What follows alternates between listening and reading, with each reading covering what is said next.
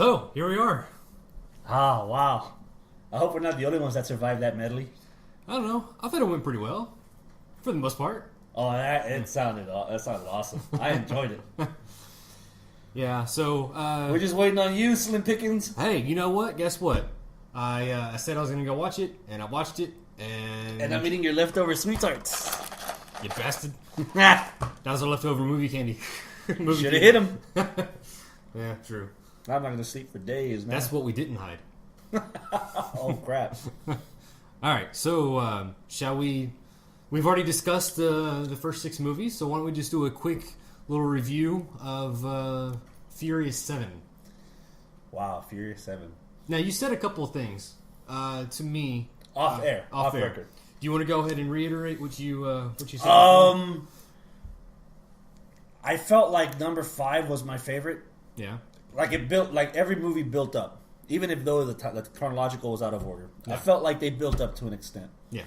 Number 4 maybe was like an equal to number 3. Number 5, blew it out the water. Mm-hmm. Right. I'm a big fan of heist jobs. Yeah, we both said earlier in these tracks that Part 5 was both of our favorites.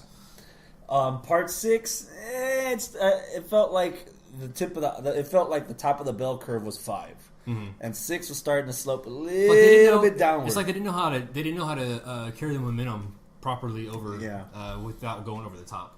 And I think 7 for me kind of went a little bit below it. Really? I wasn't a big fan of number 7. Okay. Yeah.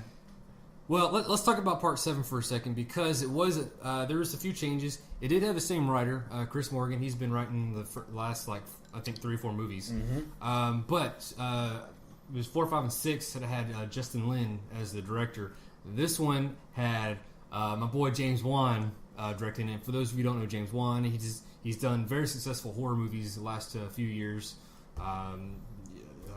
Conjuring and and Insidious, things like that. Mm-hmm. So very good work on his part. So when I heard that he was doing a Furious movie, I got excited but then worried at the same time. It's like this isn't your comfort zone, my friend. Yeah.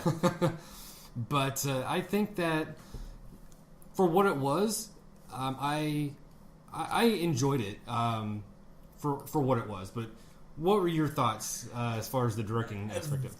I swear, I left the theater and I thought I watched a movie presented by MTV Studios. It felt like it deserved to be on MTV. It literally, for me, it felt like a Michael Bay movie, and that is not a nice thing to say. You told me that before I saw the movie, and I had that in the back of my head, and I know a few things of what you're talking about. There were some explosions, and there was one major example, but I will get to that here in just a second. There was a few scenes of them driving in the desert, like the convoy. Mm-hmm. That was very reminiscent of the first Transformers movie, I thought. It looked like the way it was filmed, like the cinematography of it. It looked like Michael Bay's movies, the way he films things. So maybe that was subconscious on my part because you said that, but that's what I thought whenever I saw a couple of those scenes. But when it comes to over the top and Michael Bayisms and things like that, there was one scene that we can just describe as just saying cars don't fly. You know what I'm talking about? Yeah.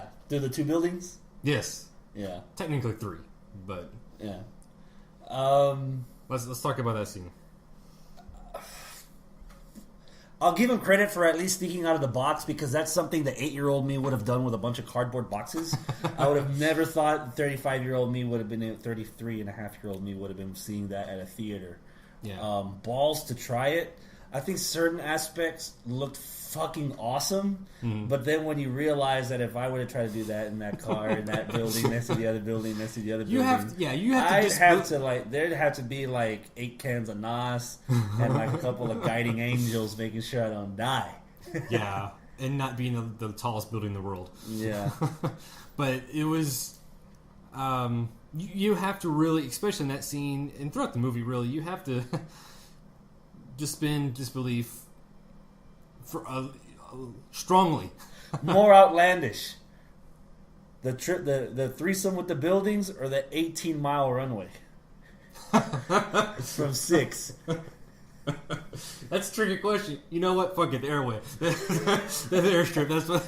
You know why I don't lump in the vault scene with from number 5? Because there were literally parts of it where I can kind of imagine that actually working. Like having dragging around that vault like a reverse pendulum could actually somehow make sense of some of the shit that it destroyed. The physics are there somewhere. The physics are there somewhere. Like I want Mythbusters to tackle that hoe. Sure. It could pull that off, but I know one of them's gonna die if they fall out that damn building trying to building hop. Yeah, no. And here's another issue that I had with Part 7, Furious 7. Which James Wan wanted to call it Fury 7 on a take of the Magnificent 7. Mm-hmm. So, or Samurai 7, excuse me. Mm-hmm.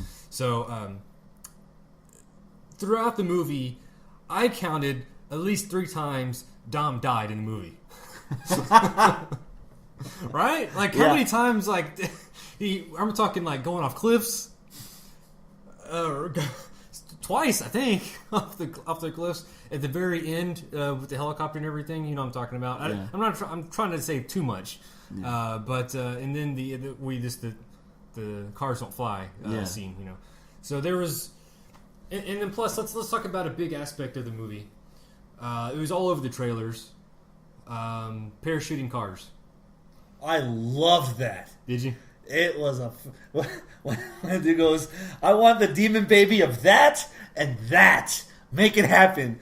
I was like walking on 3 legs. I was like, oh fuck. And then, because I was paying attention to some of those trailers, and when I saw that modified Charger, yeah. So that, you know what?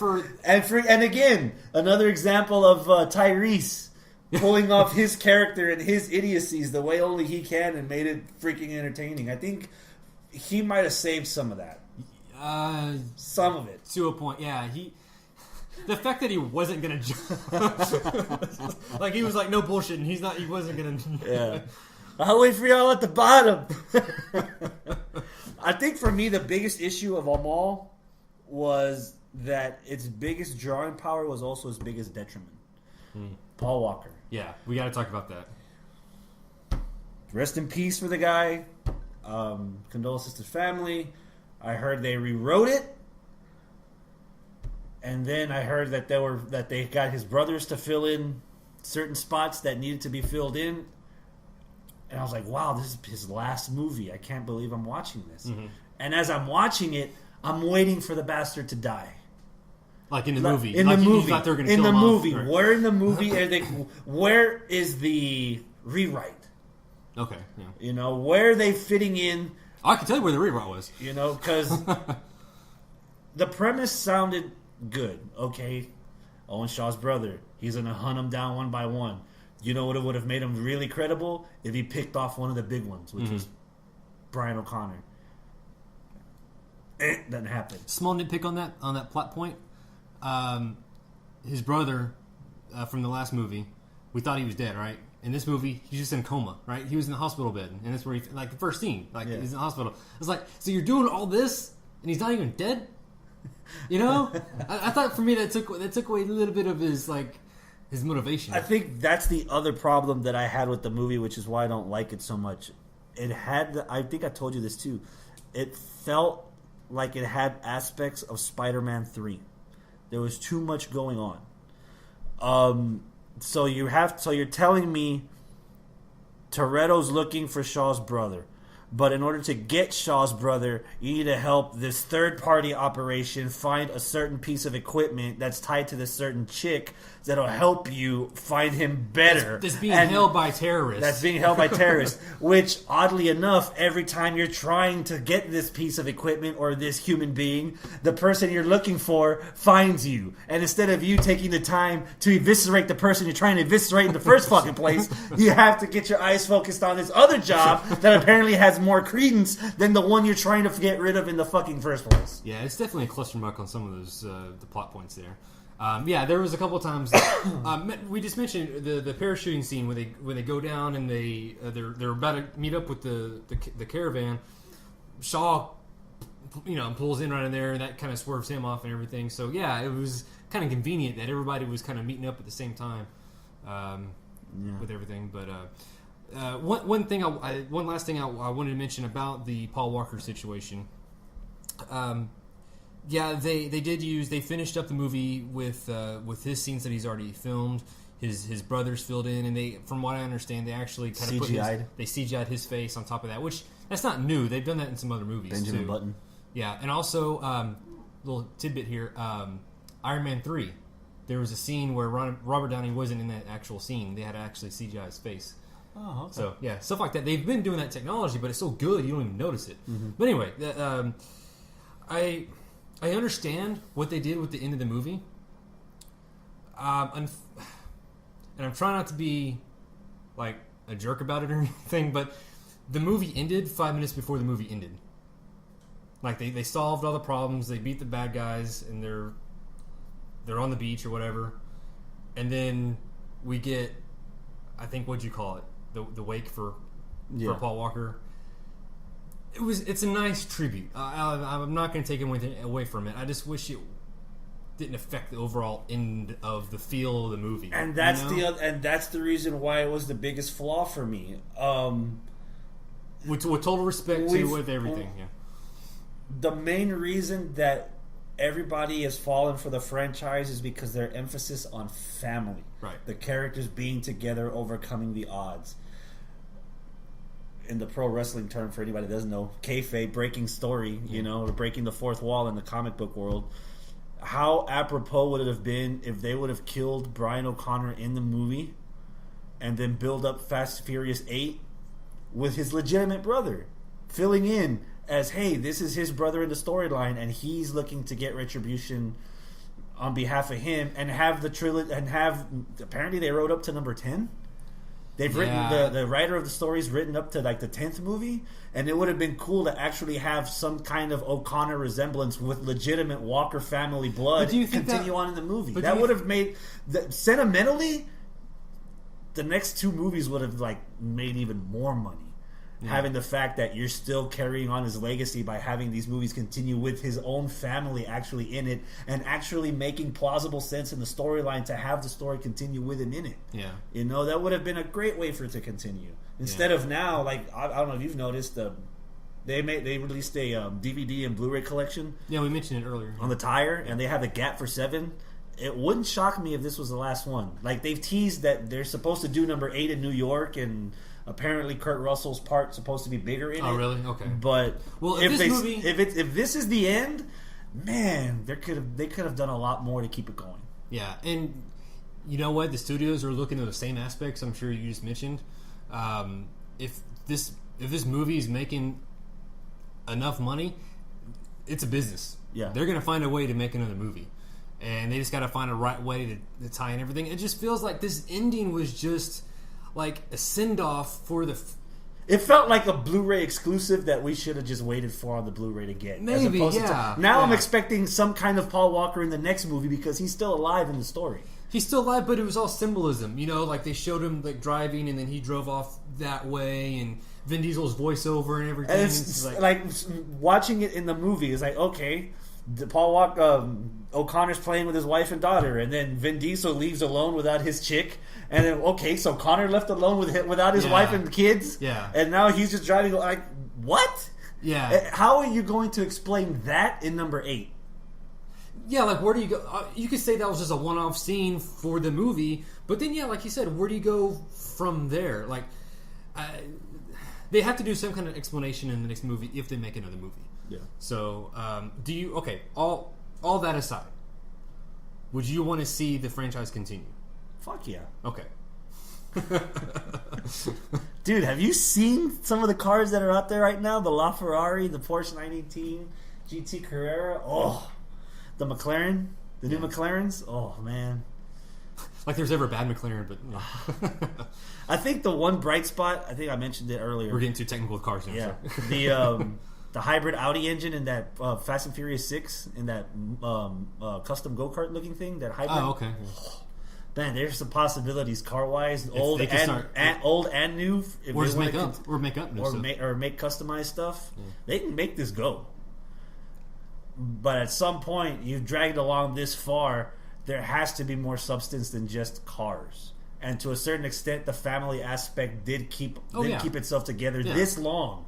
But I think between the way life imitates art and art reflects life, it's going to be weird for them to try to write themselves out of the hole that they made the way they finished up the movie, the way they ended 7. Yeah, it'll be interesting to see what they do.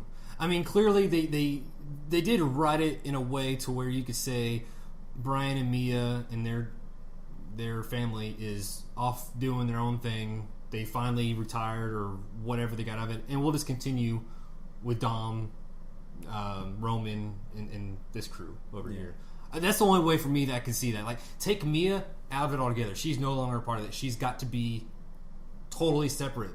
Yeah. With storyline wise, she's already got 2 kids. Yeah, she's out of the game. Spoiler. But yeah, there's storyline wise, there's a total disconnect because she's off with him, having a family. I honestly would like to see Brian's brother, even if it's just Brian's brother, just filling in as Brian O'Connor itself.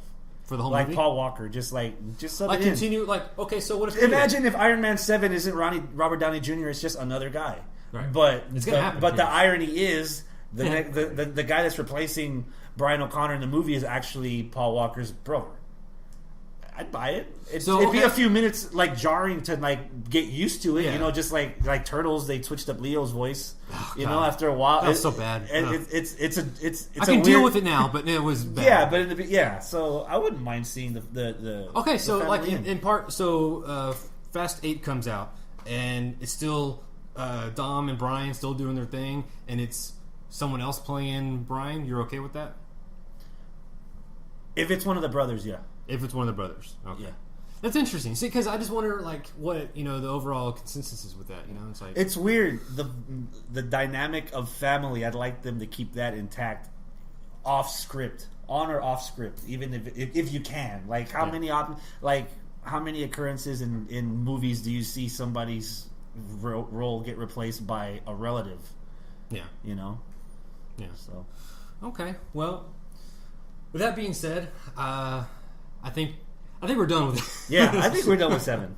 Yeah. Yeah. So, thank you to everyone who went on the ride with us on this one. Oh yeah. I thought this was fun. It was different. Yeah. And if y'all are if y'all stuck through us to the very end of this and you're listening to us now, tell us how we did. Let us know. Give us. If you like the concept idea of time traveling through chapters of stories, let us know. And there's plenty of other trilogies, quadruples, and all kinds of other. It's stuff a shame you haven't seen any of them though. So let's. You jerk. So of course you can always find us. We have some episodes coming out on YouTube. I just put up our very first episode back on YouTube. Oh, the gamer episode. Yeah. I saw clips of it already in pre-production. It looks glorious. Facebook.com/PopCultureRewind. Twitter @PopCultureRWND. And also through the website where we have all our episodes is PopCultureRewind.podbean.com. Yes, sir. Also do a search for us on iTunes in the Stitcher Radio app. And give us a thumbs up, like us, subscribe to us. Please subscribe to us, and give us a rate and review so we know how we're doing. Tell your friends. Yes. Share the links on your Facebook and on your Twitter, and advise your friends that we are not the worst podcast out in the world. I've heard worse. Oh, yeah, me too. All right, so, till next time, always remember to pop your culture.